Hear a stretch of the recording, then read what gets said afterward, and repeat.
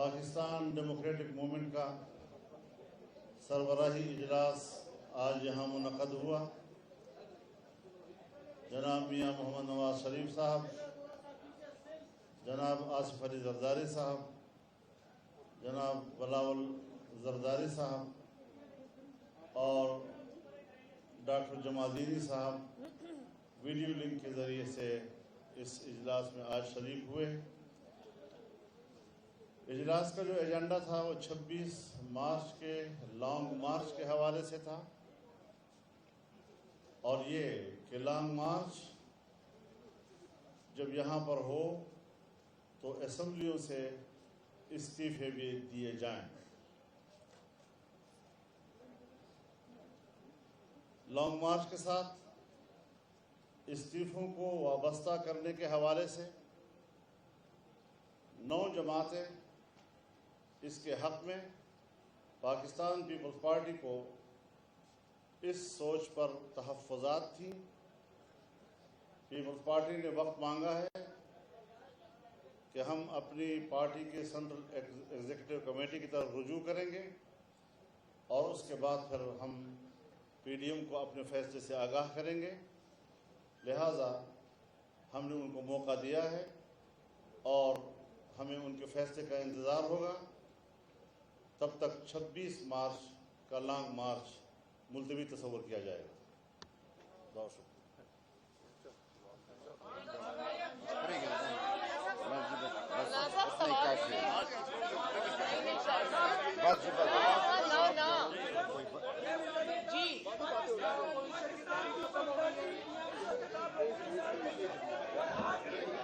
आहिस्ता, हौसला हौसला मैं खड़ी हूँ।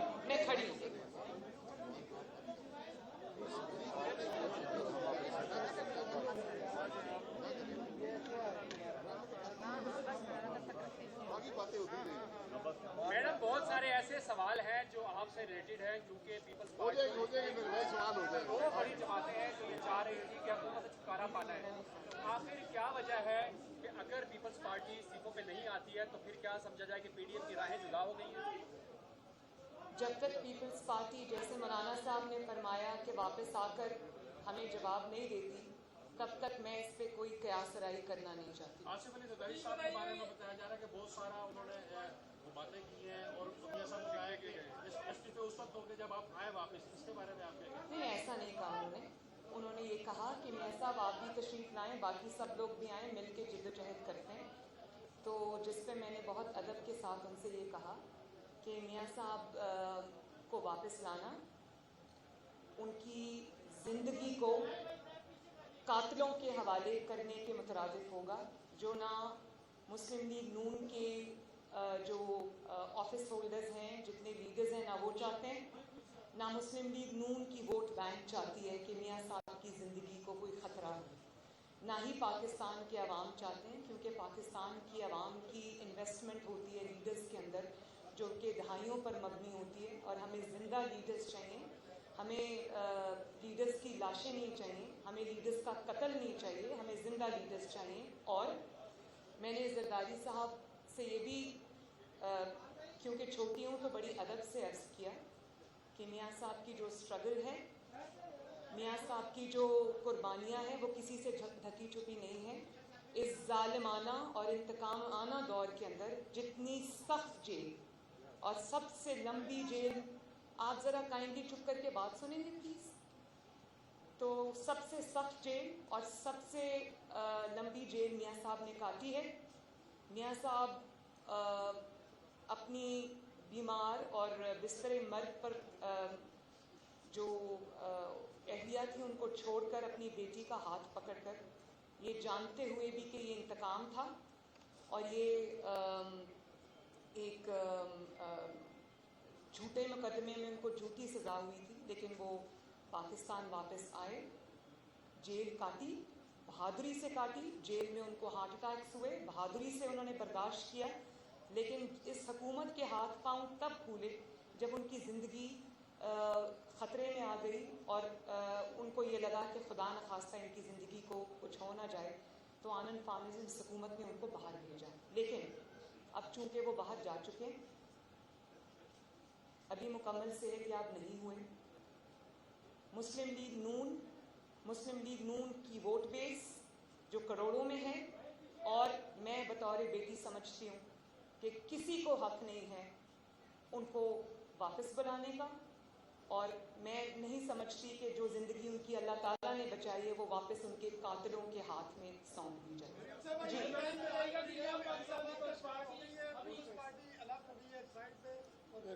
ये पीपल्स पार्टी आपके साथ खड़ी है।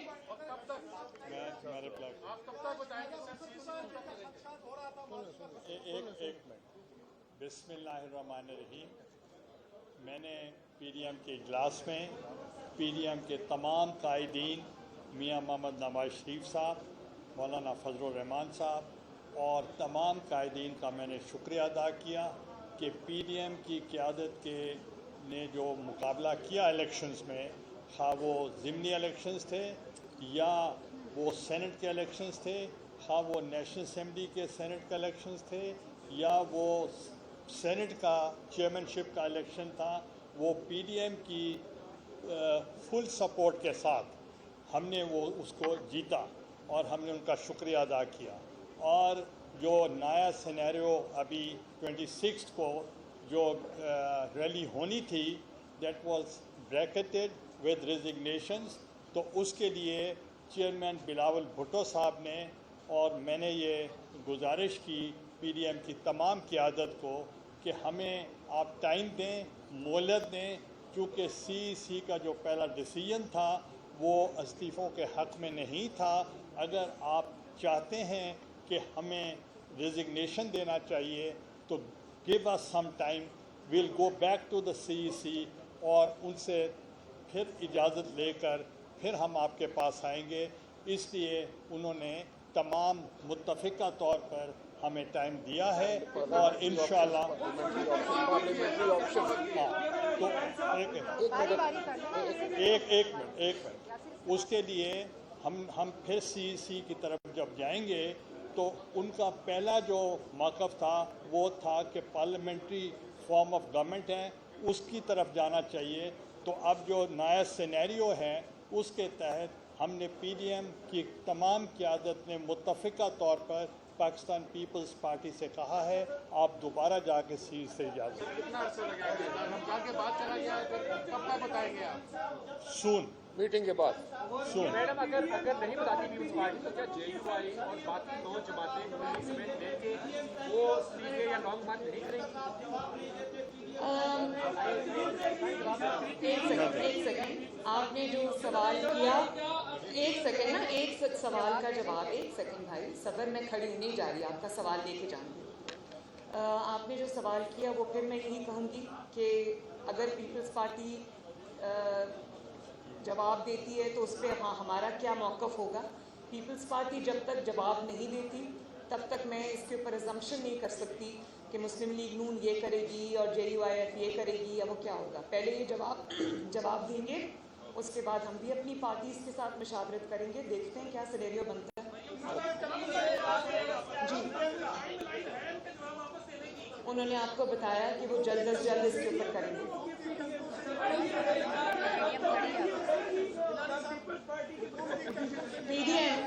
पीडीएम आपके सामने खड़ी, हुकूमत खत्म होगी इंशाअल्लाह ताला।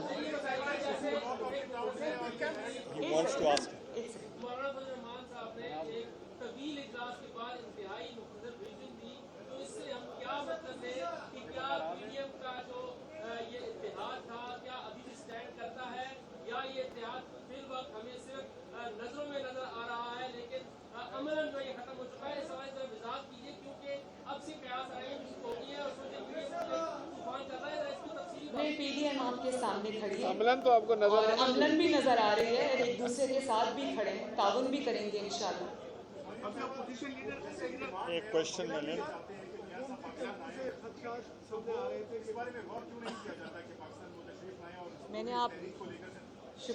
मैंने आपको इसका मुफस्सल जवाब दे दिया है।